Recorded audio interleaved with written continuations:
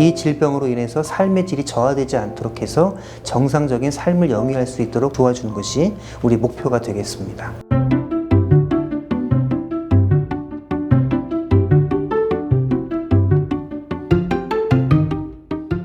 저는 경희대학교 병원 염증성 장질환센터에 근무하는 센터장 이창균 교수입니다. 제목에서 나온 것처럼 염증성 장질환을 주로 보고 있는데요. 염증성 장질환에는 크론병, 궤양성 대장염과 같이 만성적으로 장에 염증이 생기는 그런 질환을 통칭하고 있습니다.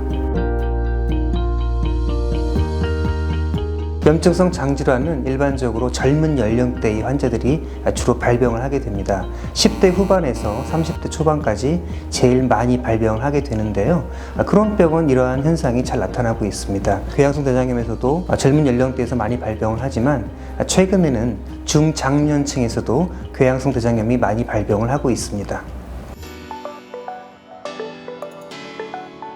염증성 장질환은 다양한 원인이 복합적으로 작용하여 발병하는 그런 질환이라고 할 수 있겠는데요. 체내의 면역학적인 기전이 주로 문제가 되게 됩니다.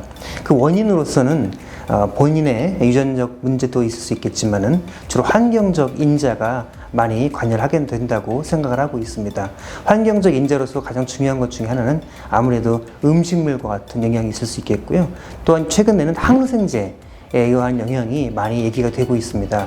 최근에 저희 센터에서는 전 국민의 염증성 장질환 환자를 대상으로 해서 항생제의 영향력이 염증성 장질환의 발병에 어떤 영향을 주었나를 연구해서 발표를 하였는데 염증성 장질환의 발병과 큰 관련이 있음을 밝혔고, 특히 또 영유아기 때 출생 후 1년 이내에 항생제 노출이 어린 시절에 발병하는 염증성 장질환의 원인에도 큰 영향을 미치고 있음을 밝힐 수 있었습니다.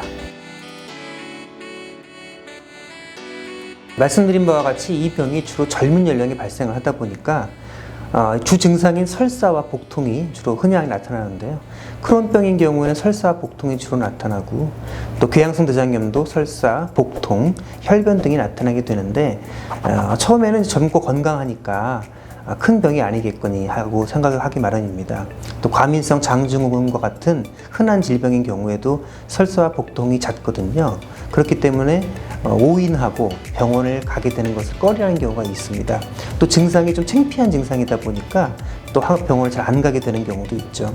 그렇지만 젊은 연령이라고 하더라도 만성적인 설사와 복통, 체중 감소, 혈변 등이 적어도 한 달 이상 지속적으로 나타난다고 하면은 반드시 전문의의 진료를 받아볼 것을 권해드립니다. 전통적으로 염증성 장질환의 치료에는 아미노살리실산이라는 가벼운 항염증제가 오랫동안 쓰여왔습니다. 그러다가 좀 증상이 심한 경우에는 스테로이드와 같은 호르몬제, 또 전통적인 면역 억제제라고 하는, 요즘에는 면역 조절제라고 부르는데요.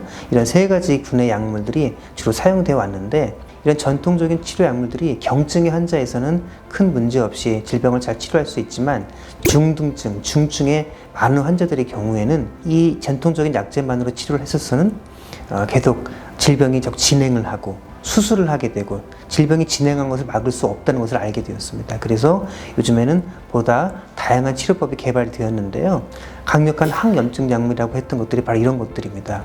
이런 것들은 개인화된 치료, 주로 표적 치료라고 하게 되는 것인데요. 주로는 체내에서 염증을 일으키는 질병이기 때문에 염증의 경로를 선택적으로 차단하는 표적 차단제, 염증의 표적 차단제라고 생각하시면 될 것 같습니다. 다양한 염증 경로가 있는데 항염증 물질을 주어서 염증의 경로를 차단하는 것이죠. 대표적인 약제가 인플릭시맵과 같은 약제입니다. 인플릭시맵과 같은 약제는 이제 생물학제제라고도 불리는데요. 종양괴사인자라고 하는 가장 강력한 체내 염증 물질이 있거든요. 이제 이 약제를 투여를 하게 되면 이런 염증 물질을 차단을 시켜서 염증이 진행하는 것을 막게 되는 거죠. 최근에 개발된 여러 약제들이 있는데 이런 약제들 말고도 다양한 사이토카인과 같은 항염증 물질들을 선택적으로 차단하는 약물들이 개발이 되어 있고, 처음에는 초창기에는 주사제로 많이 개발되었는데 그 주사제도 좀 더 진화를 해가지고요. 정맥 주사를 맞을 수도 있고 또 피하 주사를 맞을 수도 있고 또 최근에는 경구로 먹는 약들도 개발이 되고 있습니다. 그래서 궤양성 대장염과 같은 경우에는 이제 경구로 먹는 새로운 항염증 약물이 개발되어서 이미 많은 환자들한테 투여가 되고 있고요. 또 올해부터는 크론병 환자에서 이런 경구로 투여하는 새로운 항염증제가 이제 임상 시험에 들어갈 예정이 되겠습니다.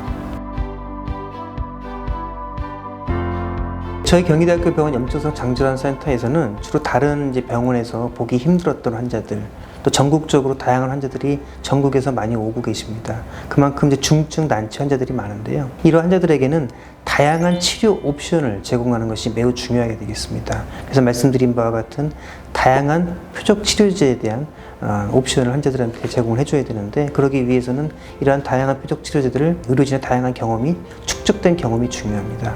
저희 센터의 경우에는 이런 다양한 표적 치료제에 대한 오랜 경험이 있고요. 추가적으로 이런 표적 치료제는 다양한 신약 임상시험의 과정을 거쳐서 개발되는 것이거든요. 경희대학교 병원 염증성 장질환 센터는 아주 오랜 기간 국제적인 신약 임상시험의 큰 센터로 열심히 참여를 해왔습니다. 따라서 최근까지도 새로 개발되고 있는 다양한 신약을 미리 환자들에게 더 이상 치료를 받을 수 없는, 더 이상 현재 시판되는 약으로서는 치료 기회가 사라진 그런 환자들에게 신약 임상이라는 새로운 플랫폼을 통해서 새로운 치료 기회를 제공하고 있다는 것을 말씀드리고 싶습니다. 크론병이나 궤양성 대장염으로 진단을 하고 환자에게 알려드리게 되면 아무래도 처음에는 자포자기한 경우가 많습니다. 많이 우울하고 불안해하고 나는 어떻게 될 것인가, 치료를 하면 정상적으로 살 수 있을 것인가 많이 고민을 하게 되는데요. 저희는 항상 희망적인 말씀을 드립니다. 이 질병은 이제 과거에는 많이 난치질환, 중증질환, 치료가 안 되는 질환을 생각을 했지만 지금은 많이 개념이 바뀌었거든요.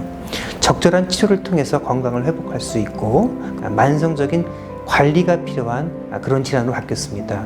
흔히 우리가 고혈압과 당뇨병을 주로 예를 많이 드는데요.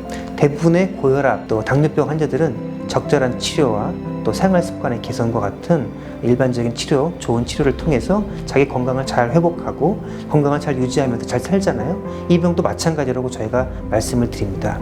이미 많은 좋은 치료제들이 많이 개발되었고 적절한 치료제를 적절한 환자에게 잘 투여해서 우리가 치료를 성공을 하였을 때는 건강을 회복할 수 있고, 소아 환자인 경우에는 성장도 회복할 수 있고 삶의 질을 회복하게 되면서 건강한 삶을 영위할 수 있고 누릴 수 있다.